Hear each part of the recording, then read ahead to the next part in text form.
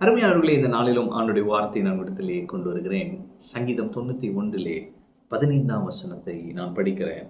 அவன் என்னை நோக்கி கூப்பிடுவான், நான் அவனுக்கு மறு உத்தரவு அருளிச் செய்வேன். ஆபத்தில் நானே அவனோடு இருந்து அவனை தப்புவித்து அவனை கனப்படுத்துவேன். ஆண்டவர் இன்னைக்கு உங்களை பார்த்து சொல்றாரு, உங்களை பத்தி சொல்றாரு. என்ன சொல்றாரு? அவன் என்னை நோக்கி கூப்பிடுவான், நான் அவனுக்கு மறு உத்தரவு அருளி செய்வேன். அப்போ ஆண்டவர் நம்மளை எவ்வளோ நம்புறாரு பாருங்க. அவனுக்கு ஒரு பிரச்சனைனா அவன் என்னையே தான்ப்பா பார்ப்பான். அப்போ இன்னைக்கு நம்ம அப்படி இருக்கிறோமா? ஒரு பிரச்சனை ஒன்று எடுத்தோடனே நம்ம அதை சரி செய்ய பார்க்கிறோம். காய்ச்சல் வந்தோடனே டக்குன்னு அப்படியே டோலோ எடுத்து போட்டுறோம் பாருங்க. இன்னும் ஏதாவது ஒன்று அப்படின்னா டபார்னு கூகுள் இப்போ ChatGPT தட்டி பாட்டுறோம் பாருங்க. ஆனால் ஆண்டவர் அவன் என்னை நோக்கி கூப்பிடுவான்னு சொல்றார்.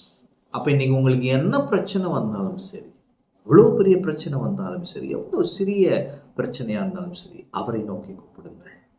பாருங்கள், நீங்கள் அந்த பிரச்சனையை டீல் பண்ணுறதுக்கு கொஞ்சம் எஃபர்ட் போட்டு ஹார்ட் ஒர்க் பண்ணி அப்படி இப்படி இருக்கும்.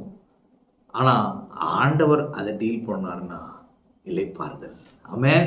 அப்போ இன்னைக்கு நான் உங்களை பார்த்து சொல்கிறேன், கர்த்தரை நோக்கி கூப்பிடுங்கள், அவர் உங்களுக்கு மறு உத்தரவு அருளி செய்வார். அது மட்டும் இல்லை, ஆபத்தில் நானே.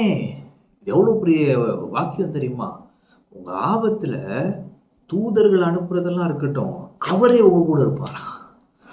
ஆபத்தில் அவரே உங்க கூட இருப்பாரா? இப்போ ஒரு நாட்டின் முக்கியமான ஒரு ஆள், அந்த உயர் பதவியில் இருக்கிறவர், அப்பா ஆள் அனுப்புகிறேன், அவன் பார்த்துப்பான் அப்படின்னாலே நமக்கு ஒரு பெரிய விஷயம்.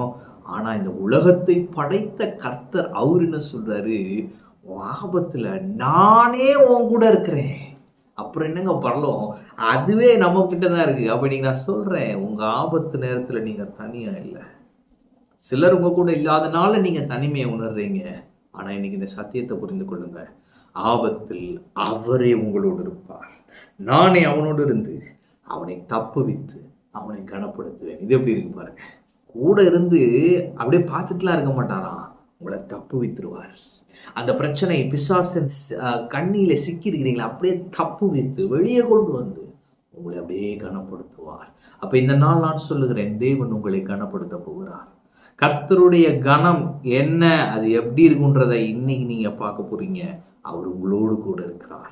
அவர் இன்று உங்களை தப்பு வைப்பார். நீங்க நினைக்கலாம், இன்னைக்கு என்னடா இது, எப்படா இதுல இருந்து வெளியே வர போறோம்? கர்த்தர் சொல்றார், நான் உன்னை தப்பு வைப்பேன், நான் உன் கூட இருக்கிறேன், நான் அவனை தப்பு வைப்பேன். அப்போ இன்னைக்கு மொத்தம் என்ன வருதுன்னா, அவரிடத்துல இருந்து ஒரு மறு உத்தரவு வருது.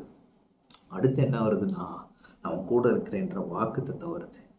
அடுத்து அவர் நம்மளை தப்பு வைக்கிறார், மட்டும் இல்லை கனப்படுத்தி உயர்த்துகிறார். நீங்கள் அவரை கனம் பண்ணுறீங்கல்ல, நிச்சயம் நீங்கள் அவருடைய கனத்தை பார்ப்பீங்க. கர்த்தர் உங்களோடு இருக்கிறார். கர்த்தர் உங்களை ஆசீர்வதிப்பார்.